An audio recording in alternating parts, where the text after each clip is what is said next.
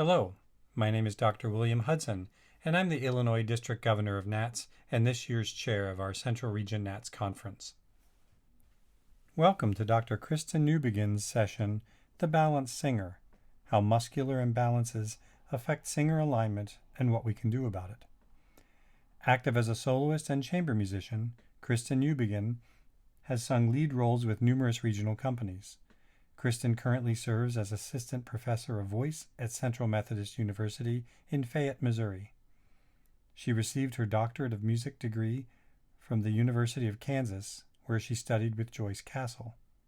As a NASM-certified personal trainer, her research interests include the application of proprioception and somatics in the voice studio.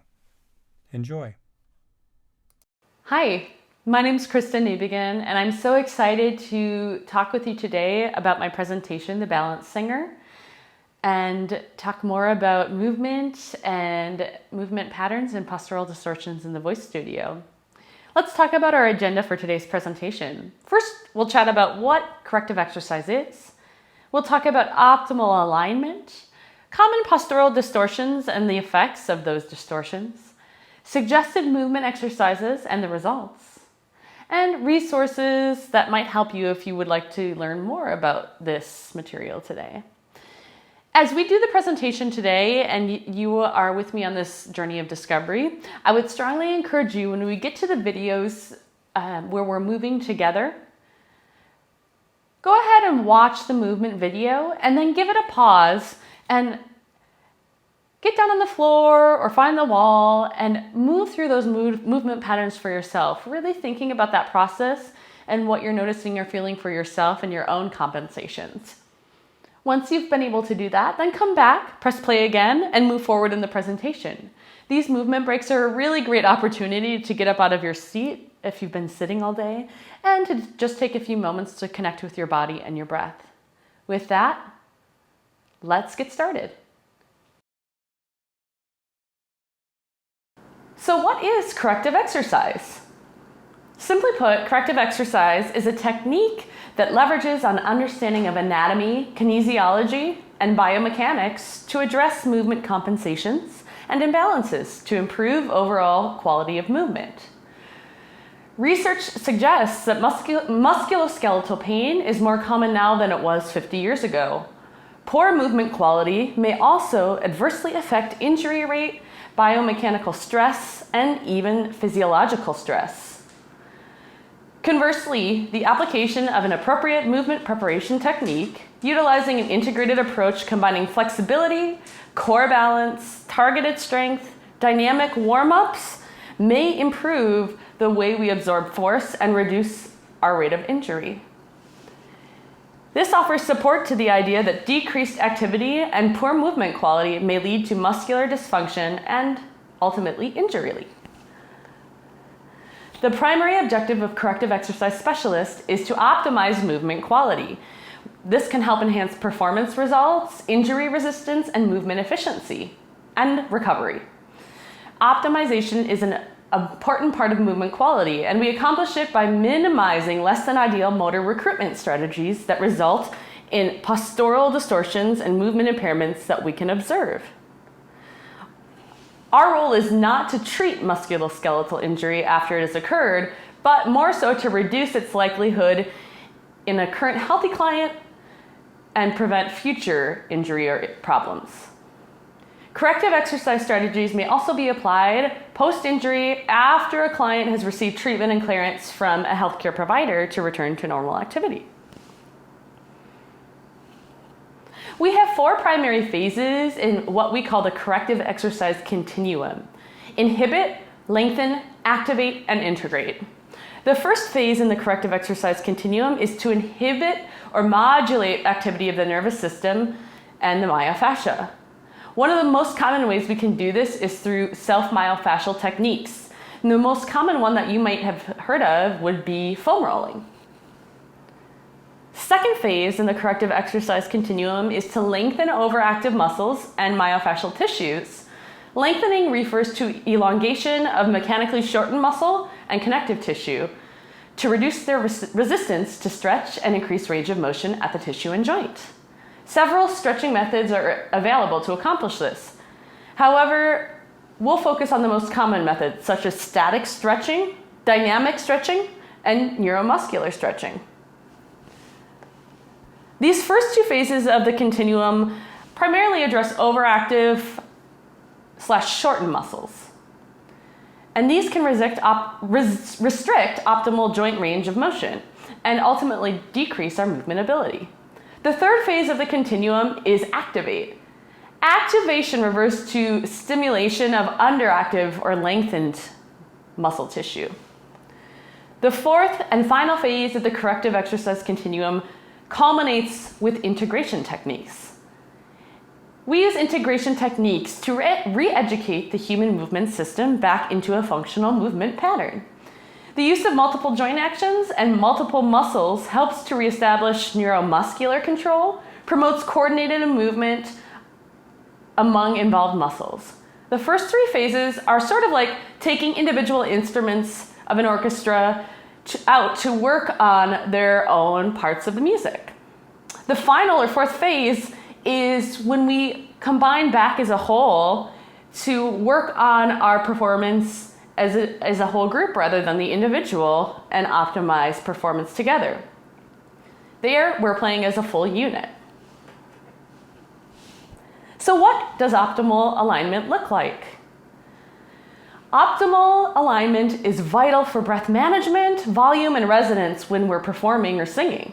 But resolving postural distortions can offer great benefits to voices of all kinds. Whether you're using your voice for singing, public speaking, leading a group or training class, or just in regular everyday conversation, a well-balanced musculature is the foundation for a well-projected, resonant voice, whereas postural distortions will lead to compromised vocal production. The spinal column consists of 24 vertebrae, the sacrum and the coccyx. The top 7 vertebrae comprise the cervical spine, the middle 23, the thoracic spine, the lower 5, the lumbar spine. A healthy spine has 3 natural curves when viewed from the side. An anterior curve of the neck, or cervical spine. The cervical spine impacts our range of motion for our larynx and our articulators, as well as the size, malleability, and integrity of our resonating cavities. A posterior curve of the upper torso, or thoracic spine. The thoracic spine governs range of motion for our ribs and diaphragm, and therefore greatly influences our lung capacity and our breath management. And lastly, we have an anterior curve of the lower back, or the lumbar spine. The lumbar spine also impacts breathing, as the crura of the diaphragm originate in the lumbar vertebrae. It also supports our core and our lumbopelvic hip complex, and is therefore vital to stabilizing movement as well as breathing.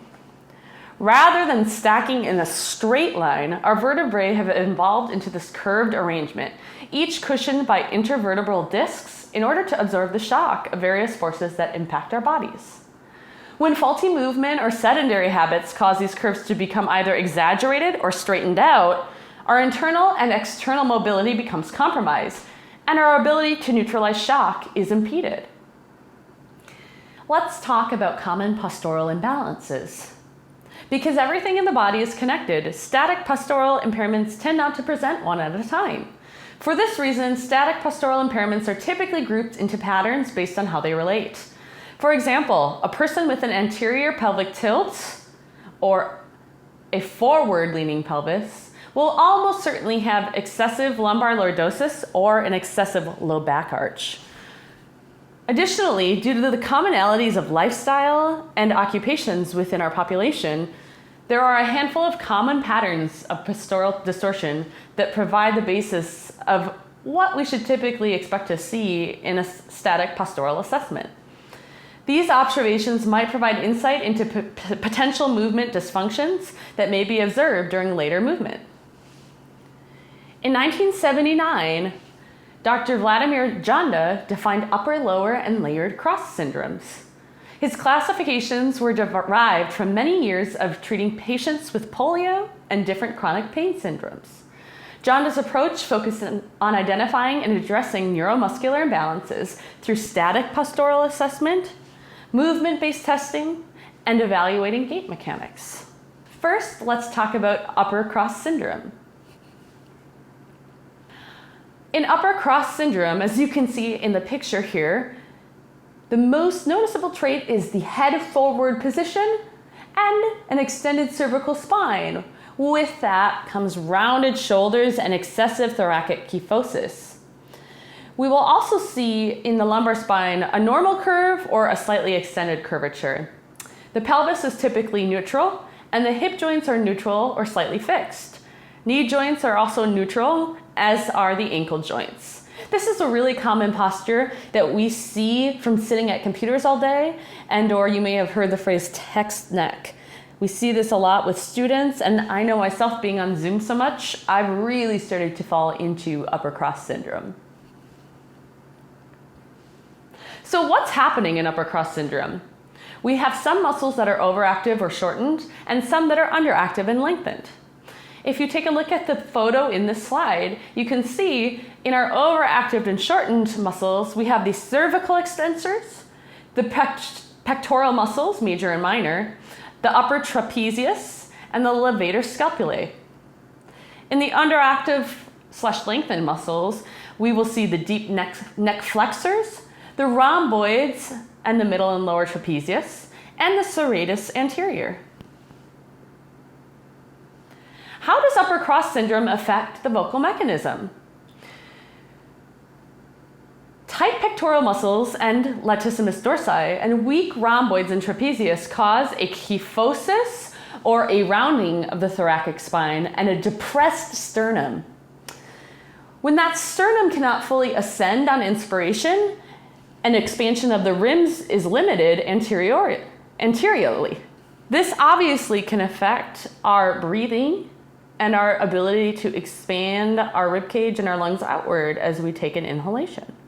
So what can we do to fix this or to bring awareness to it and work on a better awareness of what's happening with our body? We can first talk about strengthening our rhomboids and our trap muscles, as you can see here in this slide.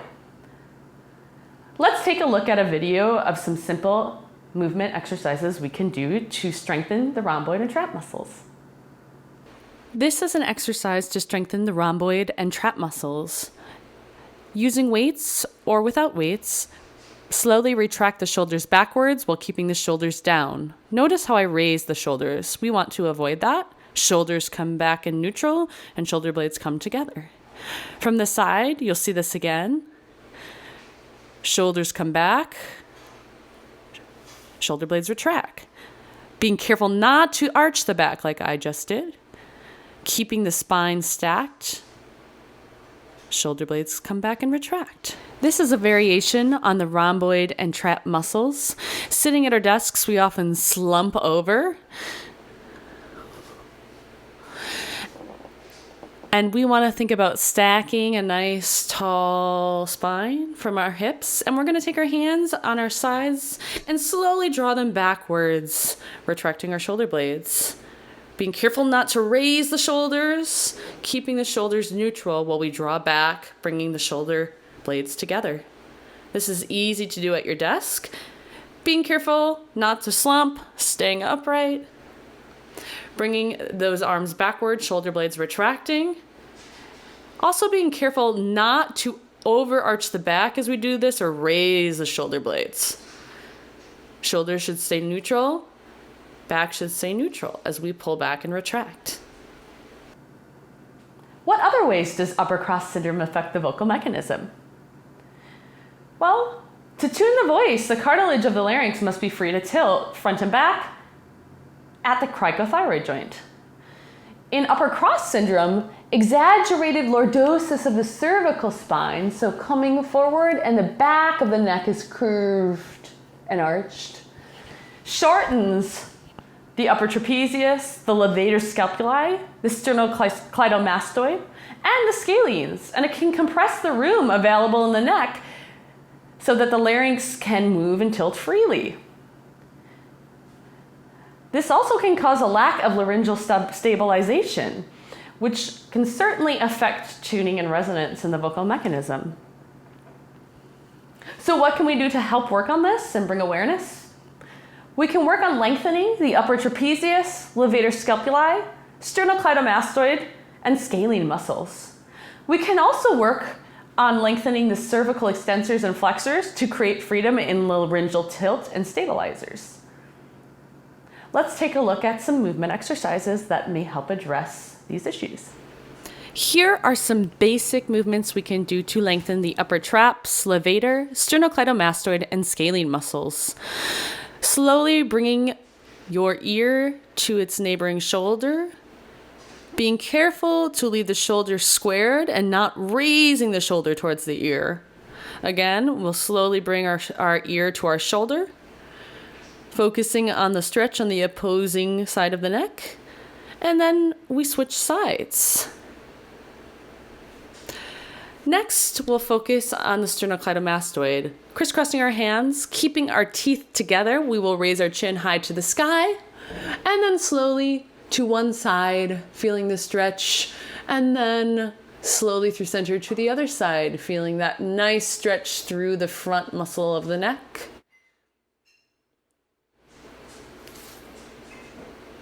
Then we can take our right hand behind our back, palm open, and we're going to rotate our head to the opposing side and slowly look up and back behind us. You'll feel a nice stretch through the side of the neck. And bringing that back to center. From the side, you can see this again. Rotating the head the opposite direction of the arm behind the back and looking up and back. Remembering to breathe.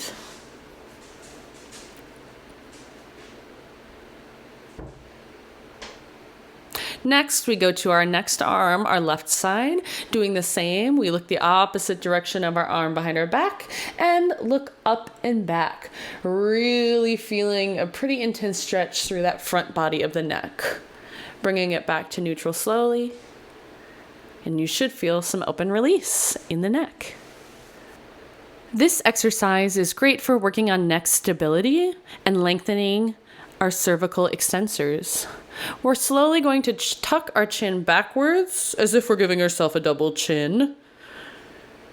A very small movement here, really just focusing on bringing that chin inward. Then we can extend this exercise using a scarf or a therapy elastic band, giving some resistance. And doing the same motion backwards with that chin. Being careful not to overly arch the back or compensate. Remembering to breathe. This is an exercise to work on neck stability and lengthening these cervical flexors. On the ground on all fours, hands and arms stacked below shoulders, knees under hips. We are going to tuck the chin slowly upward and then slowly let the head release down to the ground while keeping the chin tucked up. See, I'm tucking my chin, I'm keeping it in that tucked position, and I'm slowly releasing my neck downwards, looking towards the floor, towards my knees. Then we can add onto this by bringing the neck back upward while keeping the chin tucked. This is especially difficult. Working to build that stability in our extensors and flexors. Again, I'm lowering my tucked chin, bringing it downward, keeping the chin tucked, remembering to breathe, slowly coming back up in that tucked position. This is especially difficult if you have a forward head posture or you have a lot of text neck. I struggle with this one. The second common postural distortion that we see is lower cross syndrome. Individuals that spend a lot of time sitting often present with lower cross syndrome due to a chronic anterior positioning of the hip. So when we're sitting in a chair, that leg comes up and that hip is rotated forward anteriorly. An individual with jaundice LCS presents with a combination of excessive lumbar lordosis, that is that big arch in the low back, and an anterior pelvic tilt, tipping forward at the pelvis. People that have lower cross syndrome may also demonstrate a lateral lumbar shift. their knees might be slightly flexed or hyperextended depending on what variety of lower cross syndrome they have. This distortion pattern can inhibit deep stabilizing muscles, requiring compensation activation of superficial muscles to help stabilize the spinal segments. The crossed and jaundiced upper and lower cross syndrome comes from how these locations of the overactive and shortened and underactive or lengthened muscles cross at the affected joint when looking at the body from a lateral viewpoint. LCS also influences the body's kinetic chain above and below the hip. The spine responds typically to an increase in lumbar lordosis, or that arch in the low back, with increases in thoracic kyphosis, or the rounding of the shoulders, and cervical lordosis, or that forward head reach. Well, sometimes the lower extremity can also sometimes respond to pelvic tilt with the hyperextension of the knees and chronically plantar flexed feet. So feet that aren't at a 90-degree angle when looking from the foot up to the ankle. So typical signs here of lower cross syndrome include the head could be neutral to forward depending on how they're presenting. Cervical spine could be normal to extended. Thoracic spine also normal to extended. Shoulders could be neutral or rounded. Lumbar spine neutral to excessive lordosis, possible lateral shift or a side-to-side movement. The pelvis is typically anteriorly tilted or forward tilted. Hips could be flexed or neutral. The knee joints could be flexed or hyperextended, and the ankles can be neutral or plantar flexed. So what's going on in lower cross syndrome? Well, our overactive or shortened muscles are typically our hip flexors, our lumbar extensors, the gastrocnemius, the soleus, and our underactive or lengthened muscles include our abdominals, our gluteus maximus and medius, and our hamstrings.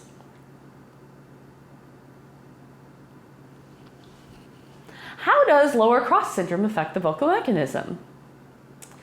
Well, a decreased range of motion in the spine, leading to limited range of motion in the diaphragm. This is caused by the shortened latissimus dorsi and the erector spinae, and the lengthened transverse abdominis and internal obliques. The decreased range of motion in the spine can lead to limited range of motion for the diaphragm itself. And the lengthened transverse abdominis and internal obliques lengthen causes a lack of optimal partnership with the diaphragm in order to aid in expiration. So what can we do to work on this? We can work on lengthening the lats and the erector spinae muscles. Let's take a look at some exercises. This is another lat lengthening and strengthening exercise. Standing against a wall with my knees slightly bent, feet hip width apart, back and shoulders maintaining contact with the wall as well as head. I'm bringing my elbows together and slowly bringing them overhead and up to the wall behind me without my elbows losing contact with each other. That is very important. Only extend as far as you can do so comfortably while maintaining contact with the wall behind you. Remember to breathe through this. This can be a pretty intense sensation. Here's the same lat strengthening and lengthening exercise from a side viewpoint. You notice my back is making firm contact with the wall. My head is against the wall. My elbows are together and I am bringing my hands overhead slowly. Being careful not to arch the back away from the wall as I do this. You can see that space there. I come down and I bring my arms overhead, trying to maintain contact with the ball. This is an exercise to work on lengthening the lats. I'm using a foam roller, and with my palm facing down, I'm slowly rolling my arm out in front of me. And as I rotate and extend, I'm moving to palm up position. Once I'm fully extended into palm up, I am lifting my arm up and away from the roller. This is particularly challenging if you have tight lats. Remember to breathe and take it easy. This is an erector spinae lengthening exercise. I'm going to bring my knees up and my arms onto my knees or underneath my knees as is most comfortable. And I'm going to tuck my chin inward and roll up to meet my knees, focusing on hollowing out that midsection and really feeling contact with my lower back against the mats. You might feel an intense stretch through the back of the neck and upper back. Remember to breathe as you do this exercise.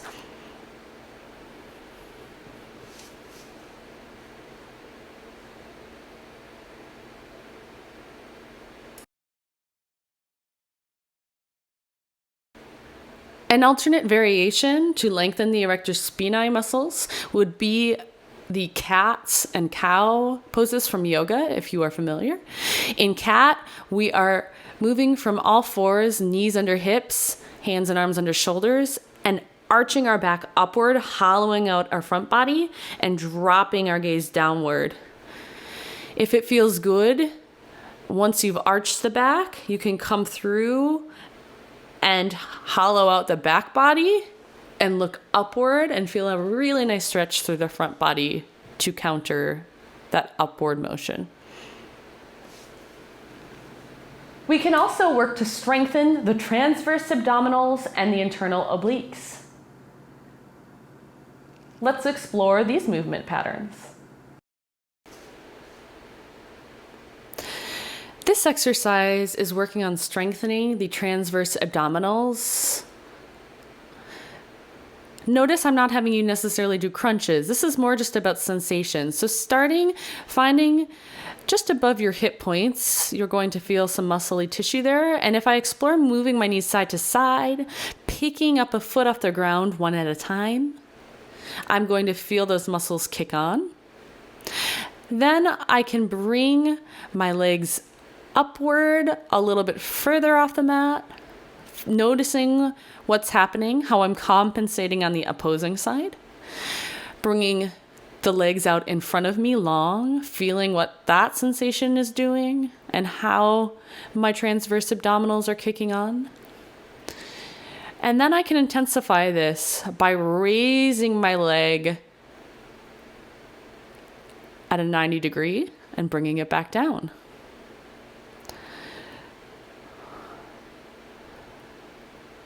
The next step on this would be a straight leg, intensifying that sensation, bringing my leg up and straight.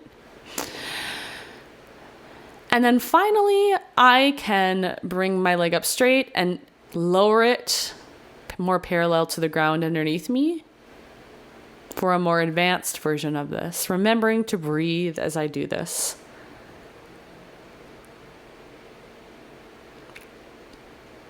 And last but not least, I can extend my legs straight and slowly lower them to the ground. This is an exercise to strengthen the obliques. I'm going to think about tucking my midsection, turning on my glutes, and squeezing a pillow or other object between my thighs. And I'll bring my hands behind my head, and I will rotate, bringing an elbow up to meet the opposing knee, being careful to leave the opposing shoulder on the ground beneath me. Again, I'm bringing my elbow up to meet my opposite knee while keeping the opposing shoulder lowered to the ground. This doesn't have to be a big motion. This is more about making sense of the sensation of the internal obliques and what that feels like, and working on building strength and stamina rather than for the purpose of fitness. And thirdly, we have layered cross syndrome. Layered cross syndrome is a presentation of a mix of both upper and lower cross syndrome. And oftentimes this will develop later down the progression. If somebody is left in a postural distorted posture for quite some time without addressing it, we will start to see the layered cross syndrome take effect. So the head is typically forward in layered cross. The cervical spine is extended as well. The thoracic spine usually has excessive kyphosis surrounding. The shoulders are elevated and rounded. There might even be winging of the scapulas outward. Lumbar spine has the curve inward, that arch in the low back, and possible lateral shift or tilt. The pelvis is typically tilted forward. The hip joints are flexed. The knee joints are flexed or hyperextended, and the ankle joints are neutral and plantar flexed. It is so easy to get into these postures without realizing over time, and it's amazing how difficult it can make everyday movement patterns for us. So what is going on here when we have layered cross syndrome? There are a lot of overlaps in layered cross syndrome, and this is due to the idea of regional interdependence and how impairments at one point on the kinetic chain can have a cascading influence throughout the body. When observing a client's static posture, look for the most prominent static malalignments first. For example, if their anterior pelvic tilt is really excessive with less notable malalignments above or below the hip, they would be best matched with lower cross syndrome. So in layered cross syndrome, typically what is overactive or shortened are cervical extensors, pectoralis muscles, upper trapezius, levator scapulae, hip flexors, lumbar extensors, and the gastrocnemius soleus.